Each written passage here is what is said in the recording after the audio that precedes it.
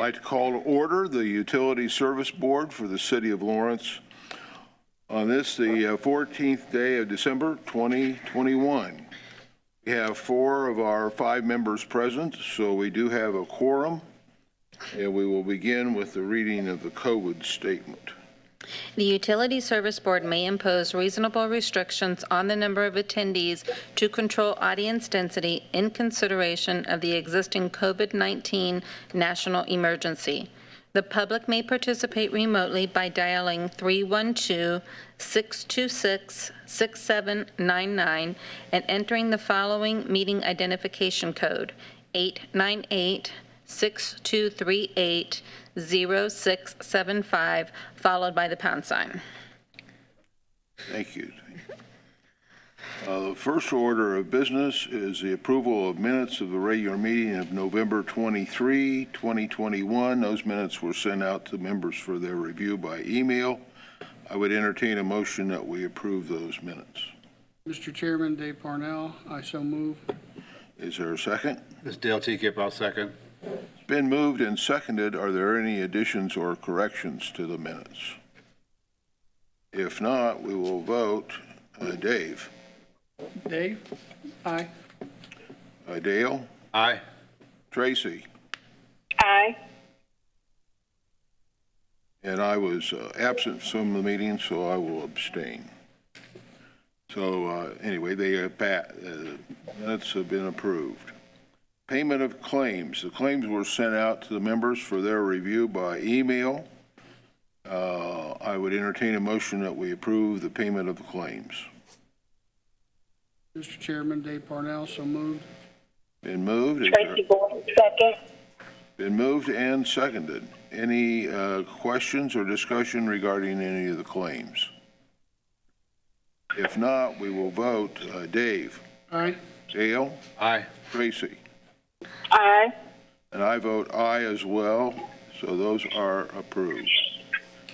Report of our utility superintendent. Good evening, everyone. Good evening.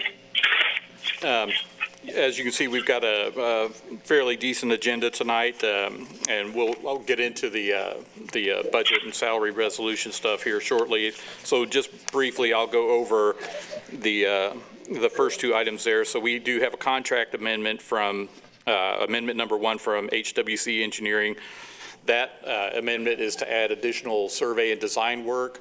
When we got to the 30% plan review phase, we had encountered, we had several in that area. There's a lot of doubles. And so we can't approach those the same way we do our typical single family residential in a water main replacement project. So we determined, we need to have additional survey work done on those because the plumbing is different for those doubles. And so we've got to encounter some additional work there. Plus, we also have determined that with regard to the,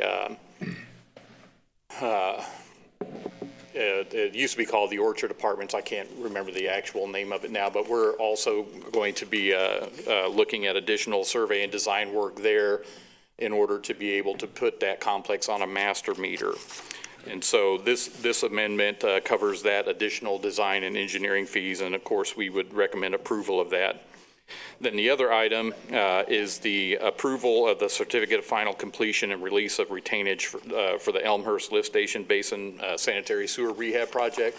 So these are the closing documents. That project is now, after tonight, will be officially done, and we'll get them paid off. All the required releases and liens and all that stuff, all the proper paperwork is included. Our engineers reviewed that.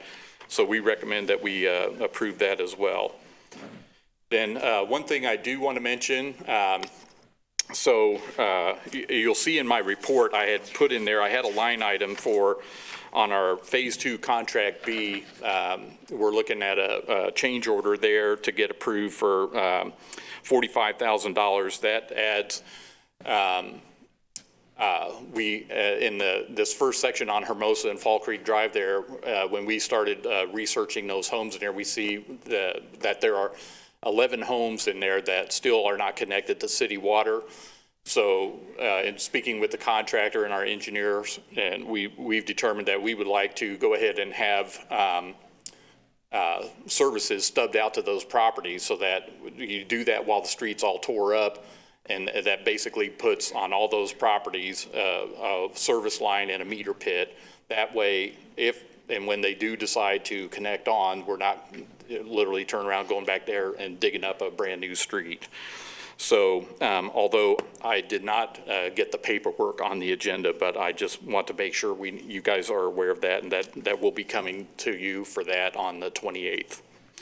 And then the other big development project-wise is on our 3 million gallon reservoir out here at the Fort Harrison plant. The project called for, we were going to, the exterior part that is visible was the old concrete, and apparently the Army back in the day had put up some wire mesh and put some shotcrete around there. It was mainly as a cosmetic thing, and then it was wrapped in some kind of insulating like a tar paper, and there used to actually be some kind of siding material on there. That stuff was falling apart a long time ago. We took the siding off, and for the longest time, it just was that black paper was all you could see. So as part of this project, we were going to have them patch and caulk, take all that black paper off, which is gone now, but then you can, if you drive by, you see all the orange marks where they were going to start patching that, and then we were going to coat it. And so the contractor was out there working a couple days ago, and on the backside, which you can't see from the street, a huge section of that just fell off. And then there's another section adjacent to that about, another 8 to 10 feet long that is also ready to fall off. And so we met with the contractor and the engineer, inspector out there. We walked around. We've determined that the best thing we can do is just remove all of that stuff. And then just take the existing wall that's underneath it. We'll look at any bad spots there, caulk and patch those, and then just waterproof coat it with a couple of some kind of like an epoxy-based sealant. And so that's going to initiate another change order on that project, which will be lumped together with a couple other change orders that are still hanging out there. So just so you know, we've got those things are coming up. On those projects. Mr. Chairman, tanks are currently sitting empty, I assume? The what? Tanks sitting? No, the tank is still in service right now, although that is the next big phase of that project will be to drain that tank. See, right now we are, the plant, we're actually running water through the filters. It's kind of going to waste right now. And we've backwashed the filters. I think we're at a point now here very soon where we'll actually literally be producing water through that plant. Once we do, we've got, the 2 aerator towers. There's our 90,000 gallons of detention right there. So that'll allow us to be able to take that tank offline while the roof is redone, because that's the next big step is to redo the roof. You're going to keep it the same elevation? Yes, nothing is going to change physically on the tower other than, or the ground storage tank, other than the removal and replacement of that roof system. And of course, shoring up that outside. Is that a steel framed roof or? It's concrete that I'm assuming is reinforced, but it looks, according to the structural engineer, I think it was a poured in place reinforced concrete slab.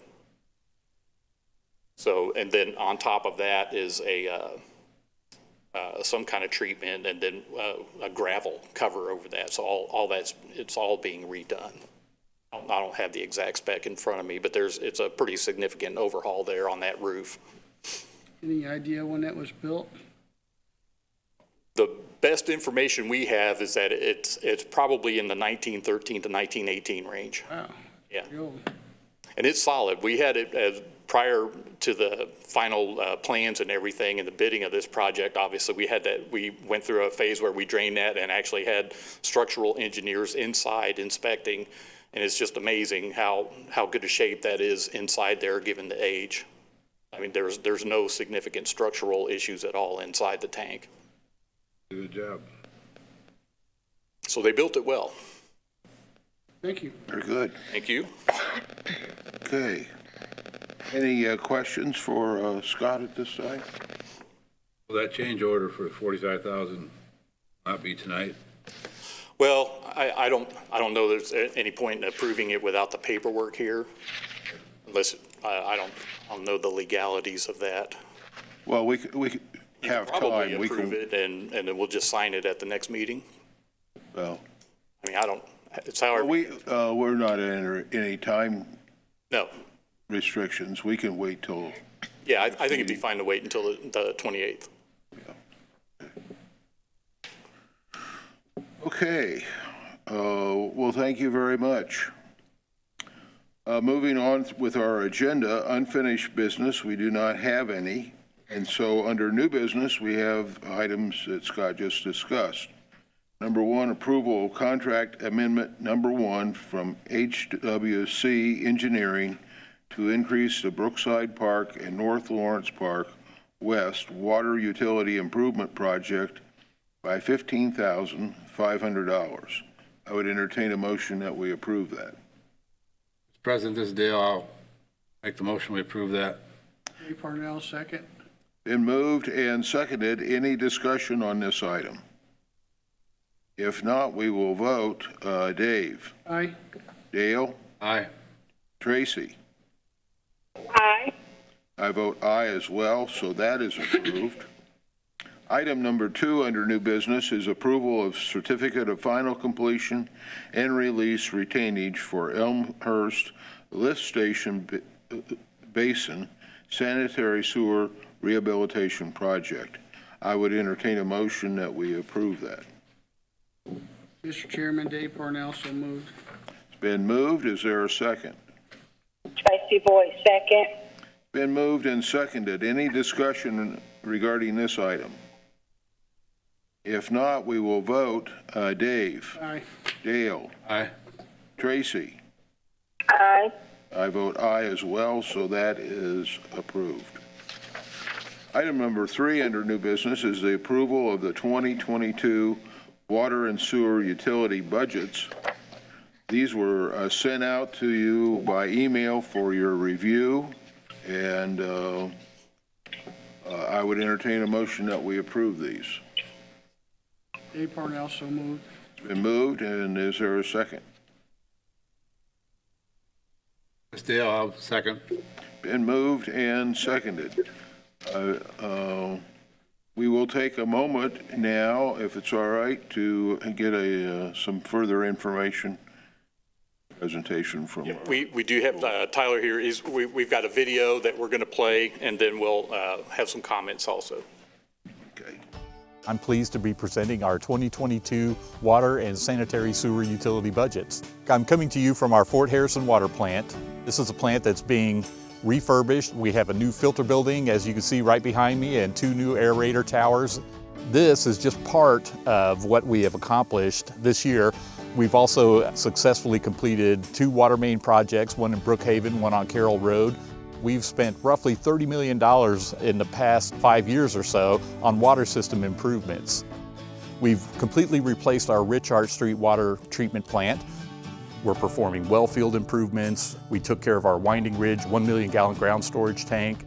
We've turned the corner on the water utility, adjusting the rates, making the investments in our system that were needed to not only meet our current water demand, but anticipated growth we will be more than able to meet. But in the sewer system now is lagging in that respect. Many of the sewer lines in the older parts of the city are 70+ years old. Clay tile sewers that are in bad shape. We have not raised our sewer rates since 2009. That greatly impedes development, because if you don't have room to handle your existing flow, you certainly don't have room for additional flow. There will be no more big developments coming online until we address this problem. And that's unfortunately the sad fact. In a rain event, we can't handle our current sewer demand just from our customer base and the rain that gets into the sanitary sewer system. That's when we're in surcharge mode and sewage starts coming out of the manholes, which is against the law. We simply cannot handle the capacity right now until we get some work done on our system, and we cannot do that work if we do not have the funding to take care of it. And that's the dilemma we're in with the sewer, which is why we're doing the rate study and getting ready to present to the Utility Service Board and subsequently to the Council. Fortunately, we've received a SWIFT grant We were awarded $2,050,000, and our plan is to match that with $2,050,000 from our ARP funds. And this will allow us to complete $4.1 million worth of sanitary sewer improvements in the old part of Lawrence. We are also getting ready to begin compliance activity under the new EPA order, which will include a system-wide sewer hydraulic model upgrade and recalibration, and actually begin work to correct these problems and eliminate these sanitary sewer overflows from our system. I watched yours, didn't you? There's something else to add. You covered it. All right, well, I'm going to let Tyler get started here, or did you want me to go through my letter first? Let me tackle these highlights real quick, Okay, and then we'll do yeah, that piece. yeah. So, thank you guys for having me. So I'll give a brief highlight here, just starting on the water capital side. If you want to kind of reference a page number, I'm looking at page 10. I'm just going to tackle a couple of highlights here real quick.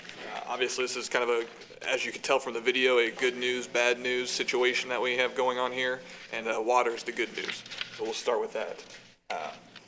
In this budget, we have budgeted salaries up to 5% raises. So this is to maintain a competitiveness. I've been working with Scott and Paul on that, and we're kind of continuing that down the line here. This budget includes maintaining and funding our leases, our current vehicle replacements, and so on. There are some additional increased costs, which I think Scott will mention some more in his letter as well, but just chemicals and supply costs, just the kind of the basics are going up. Two kind of basic side notes here: the bond and interest fund and our debt service reserve fund are fully funded here. I think a key note is that the debt service reserve is actually fully funded by June of 2022. So that's normally about $45,000 a year we have to transfer into that fund. 2022 will be about $22,000, and then we don't have to worry about that. So that'll free up about $45,000 in cash moving forward.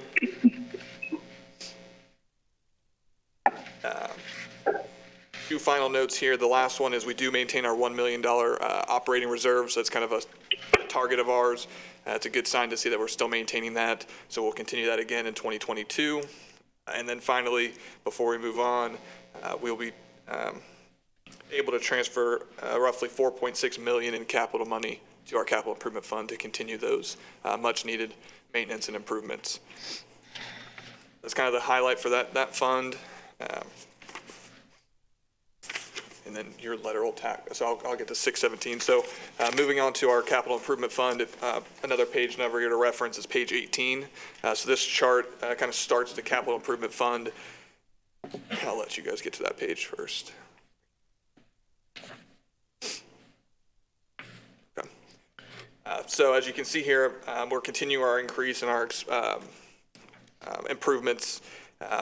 In 2021, we're at 13.2 million. It's kind of the revised there. That includes the Series 2020 bonds, and then some of that will be in 2022s, which is why you see such an increase there in the 2021 revised budget. Because that includes those bond proceeds. So obviously some significant capital improvements there, and so a piece of that is projected to be spent in 2022. So that kind of leads right into the next page, which shows you the kind of more detailed breakdown of our capital improvement fund. And from here, you can see, obviously, a revenue projection of 4.6 million. If you take out our pilot, that's leaving 4 million in available capital projects. So that's kind of a good target that we were consistently hitting in improvements there.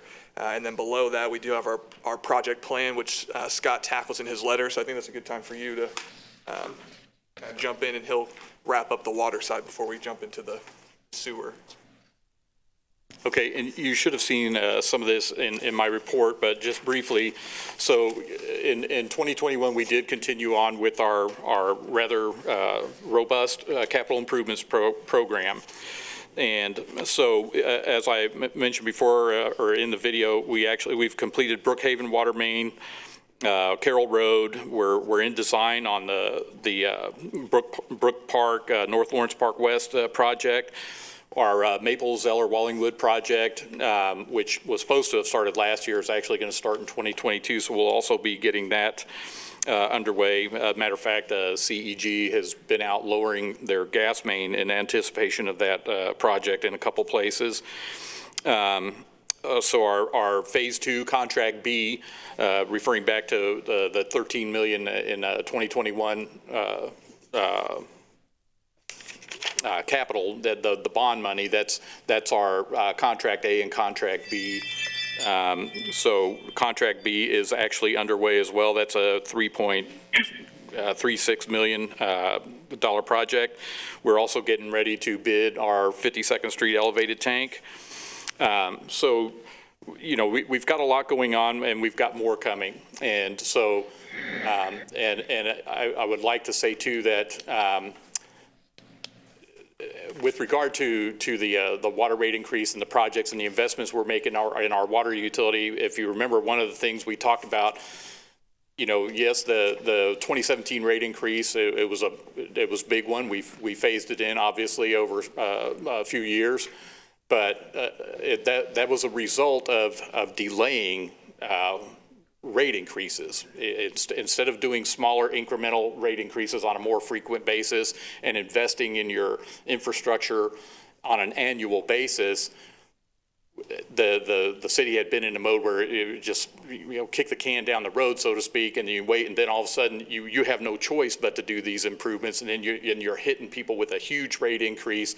Now, obviously, on the water side, obviously that money's clearly being put to good use. We've got there by the spring of 2022, you'll have basically 3 brand new water plants.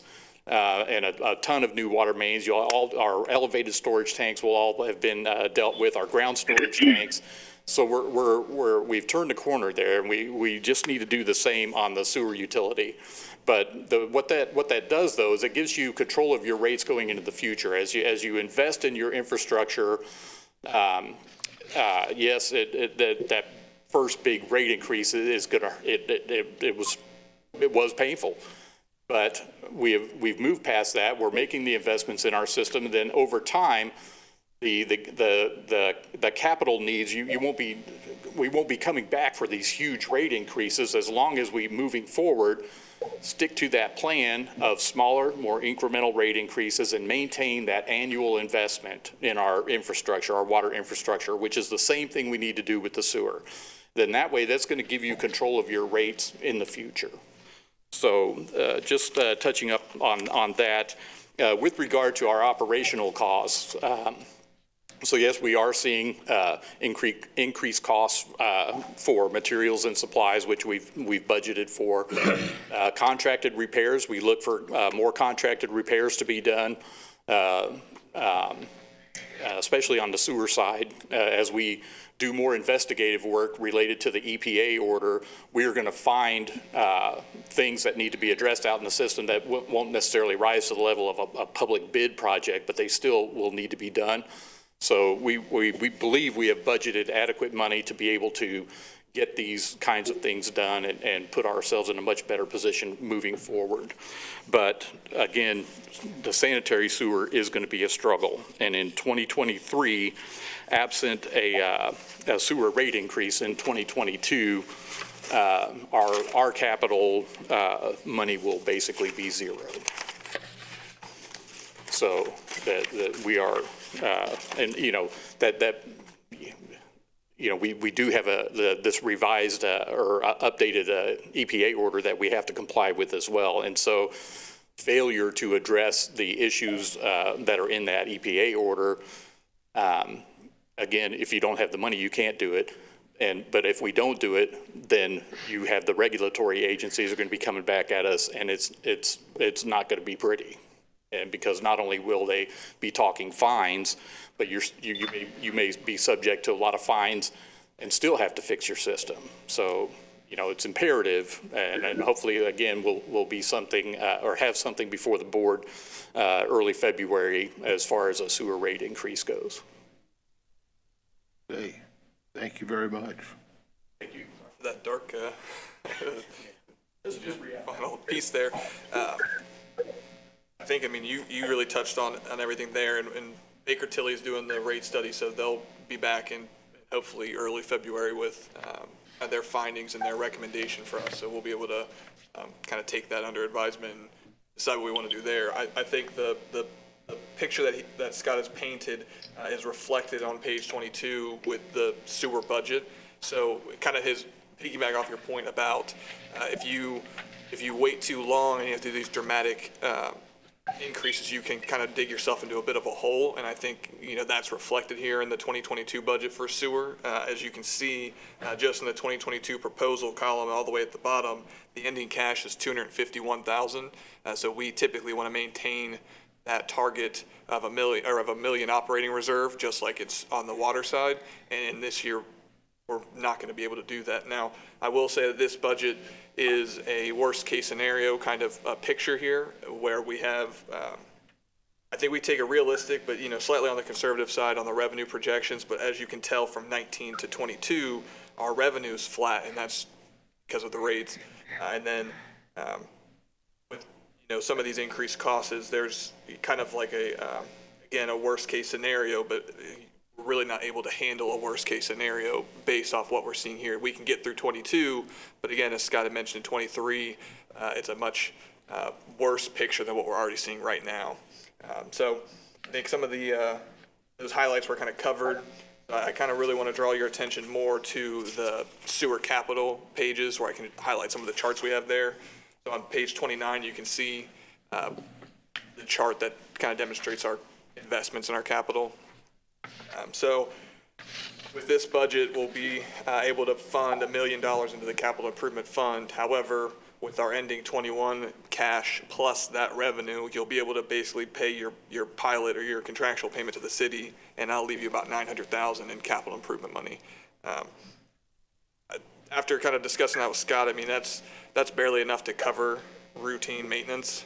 So we are starting to get into the problems here, and then you can see at the end of 22, we end at a zero balance. So we're pretty much getting to the point where 2023 will look like you're probably going to be unable to afford your pilot payment to the city, and then things will start to snowball in that sense. So I hope, we haven't depressed anybody, but it's obviously not a great future outlook for sewer. So we wanted to sweeten you up with how good things looked on the water side, but sewer, not so much.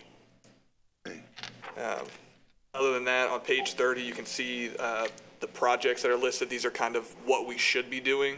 We obviously can't do them all next year with this budget, but they include kind of the estimated project costs of the EPA order, and even those EPA orders are kind of under the umbrella of routine maintenance. So in reality, we're looking at least $2.5 million of what you should be spending on routine maintenance, and we're obviously not reaching that next year. Now, the ARP and SWIFT grant match is a significant step in the right direction, but it's just not a long-term solution, obviously. Other than that, I'm going to wrap this up. It doesn't get much better, but on the last page, you can see the CEG chart for our rates, and this kind of just shows our projections of where we're heading. And I think a good point that Scott actually made to me earlier today was that this actually was going to be a lot worse. And after some serious negotiations on our end with CEG, we were able to get a pretty favorable contract moving forward. But as you can tell, it still results in some serious treatment cost increase. So, I think we kind of maybe have painted the picture here where the sewer rate increase is a must-have just to kind of continue our routine operations and maintenance at this point. So that's our sewer side of things. And any questions on water or sewer? I know we kind of went through that relatively quickly. Mr. Chairman, so you're saying in 2023 that if we don't make this sewer increase, we're going to be broke as far as the sewer side goes? I wouldn't say broke. What we won't be able to do is capital improvements. We won't be able to be fixing our infrastructure. And that's what we're trying to prevent right now with the sewer increase, is to keep. Right. So since 2009, with no increases, not only have we fallen behind on being able to just stay up with our routine operations and maintenance costs, but we're not doing any annual ongoing sewer infrastructure upgrades. We have no big project money. So coming out of the EPA order, after we complete the sewer modeling and the flow metering that we're already contractually obligated for right now, once we get that done, which I believe we have to have that turned into the EPA by June. And once they review and approve it, then we have another, I believe, 180 days to where then we also have to submit a sanitary sewer corrective action plan. And that corrective action plan is to deal with the 3 chronic SSOs that they specifically pointed out in the order. So that's at 46th and Post, 71st and Oak Landon, and then at 53rd Street, where the old city street department compound is. So we're going to have to, that's going to be that's going to have to be a bonded project. But right now, we don't know exactly what that is. However, we do know that given that all of our projects or our problems on the sewer side are literally driven by inflow and infiltration of ground and rainwater sources into our sewer system. There are probably a couple of undersized pipes here and there that we're dealing with, actually predominantly here on Fort Harrison, which Clark Dietz is studying for us. And so if you think back to the original order, so we had performed an SSES, and that developed a list of projects that needed to be done. And that's what we submitted to EPA, and they said, okay, go do these projects. And so we raised rates in 2009 to be able to generate funds to do $2 million a year of sanitary sewer improvements. Well, since 2009, we've not adjusted rates any further. So as our operating and routine costs continue to go up and our rates did not, the money available to spend on capital improvements, got less and less. And there are other things that we have to do in our system other than just invest in infrastructure. I mean, there are other improvements that don't necessarily address I&I. We have certain lift stations that need to have work done that we did get done, but they didn't necessarily improve the I&I picture.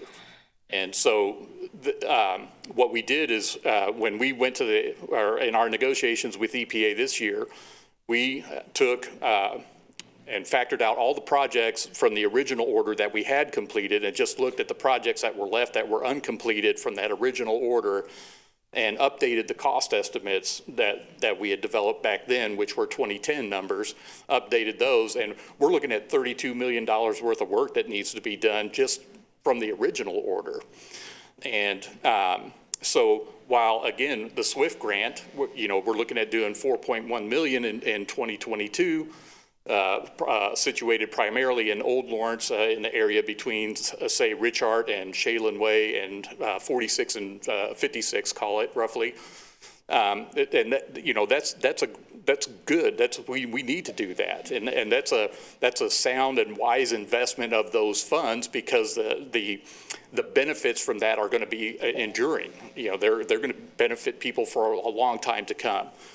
But again, it's a drop in the bucket compared to what we know needs to be done out there. So there's no doubt that we need to adjust our sewer rates and start funding not only major improvements projects to comply with the EPA order, but also to have an annual ongoing infrastructure investment, just like we did on the water side. So it's pay me or pay a little now, so to speak, or we're going to pay a lot more later. Yeah, the longer you delay things, the worse it gets, the worse condition you have, the worse problems you have, and the more expensive it'll be to fix in the future.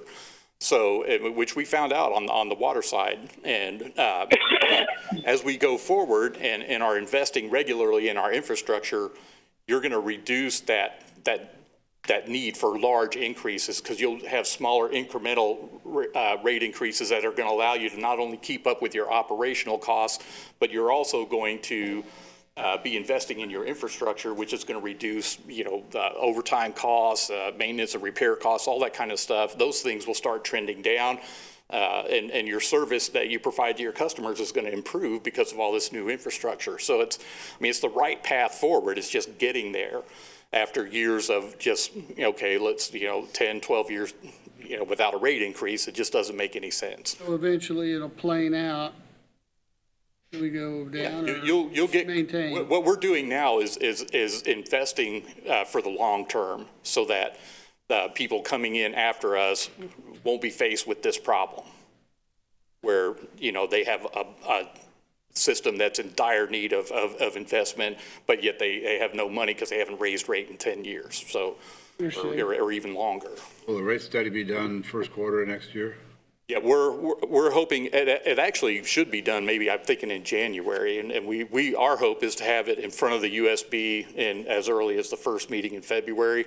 I'll put that in quotation marks, that's what we're hoping for, but that, you know, the sooner we get that passed, the better, so we can start generating the funds we need to start making these investments in our sewer system so that we can have the same quality of infrastructure as we're developing in the water side right now.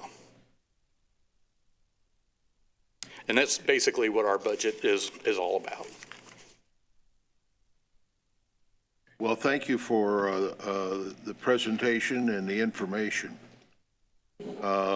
Any further questions or discussion? Hi, good evening. This is Tracy. I was just curious about our messaging to Lawrence customers. What is our plan for getting this message out to really sum up what Dave said? If we don't pay now, we'll pay later.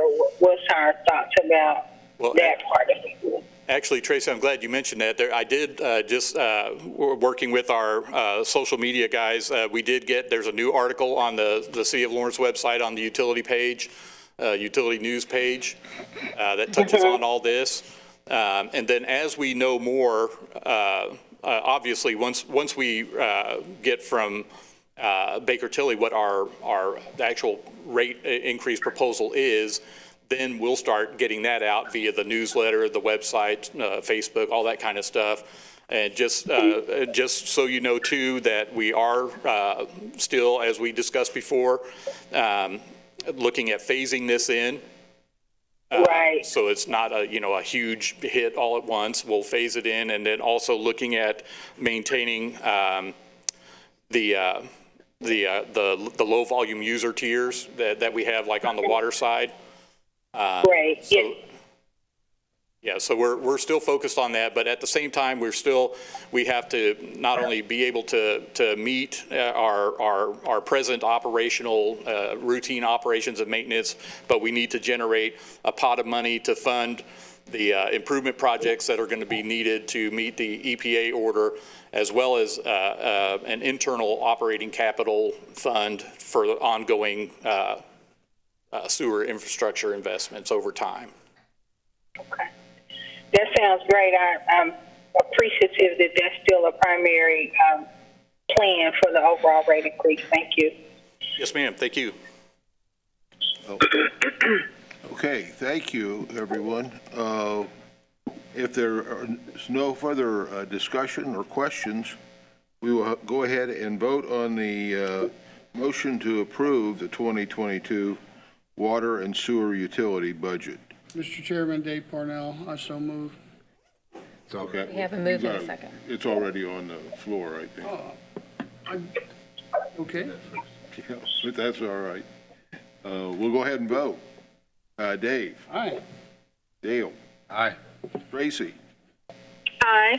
I vote aye as well, so that is approved.